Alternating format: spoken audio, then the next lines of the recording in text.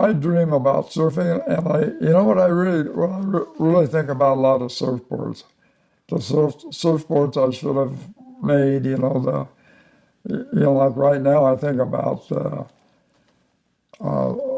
boards that should be about 6.5 or 7 feet long and about 5 inches thick. That's what we should be riding. We should have been riding those 50 years ago. But so those things you think about and you play around with it. And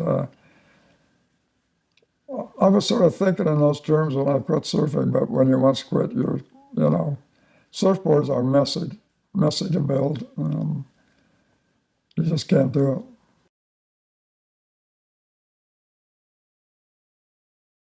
One, two, 1, 2, 3, 4.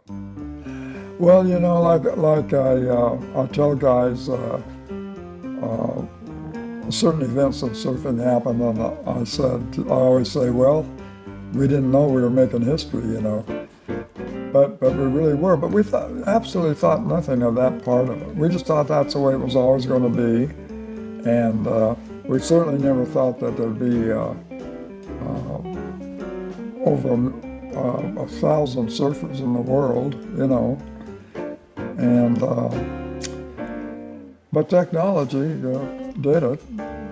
The foam and the fiberglass and the guys that put it all together gave us some darn good things to ride. I started going to Huntington with another belly board, and I still had the old fins, and I started.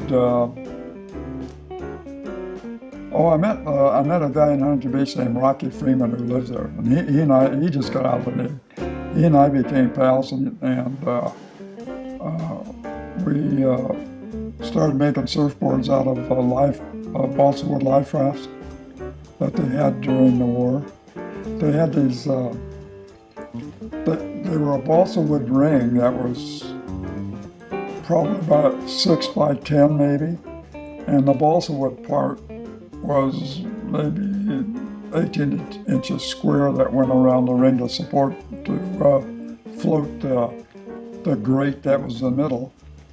And those were life rafts on a lot of different merchant ships. So we'd strip the canvas off of the balsa wood and put the pieces together, There's a lot of putty in there, and so that the guys that build them got away with. But we started making balsa wood surfboards and started surfing again. But there were a couple of places that made them. One was called the old swastika board. And then there's a ladder company that made a few boards. But basically you had to make one, and a lot of guys made paddle boards because they were easy to make. And then a lot of guys made the build-up boards. They had the hollow center like a paddle board, and they had the wooden rails. But one day Matt Kivlin came down to San Onofre, and he had this board that is, they were the predecessor to this trestle special that Phil and Hobie were making. But anyway, except for a rocker, that board was pretty much like they are today, really. The San Onofre guys, and history sort of bears me out, they didn't want to change. They wanted those boards, those old boards where you took off and you went pretty much towards shore, and you try to look sort of graceful while you're doing it. But when we start bringing solid balsa wood boards down there and the foam boards and stuff, they didn't like that at all. They thought that was terrible. We're ruining a whole traditional thing. But I was one of the old guys down there too, but it was, it seemed to me like the boards were way too heavy, and that turned out to be right also. But the Malibu guys were really the guys that were doing the most with surfboards. Matt Kivlin and Dave Rockland and Joe Quigg.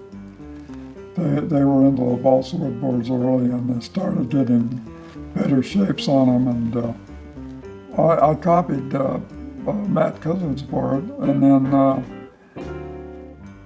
But the rocker really didn't come until the foam came. Yeah, we talk about them endlessly. And nobody really knew what the heck was going on. And we all started experimenting, you know, and it reached a pretty common shape. You know, boards are pretty much all alike now. And then the foam came along in '58, and that's about where we are now, really.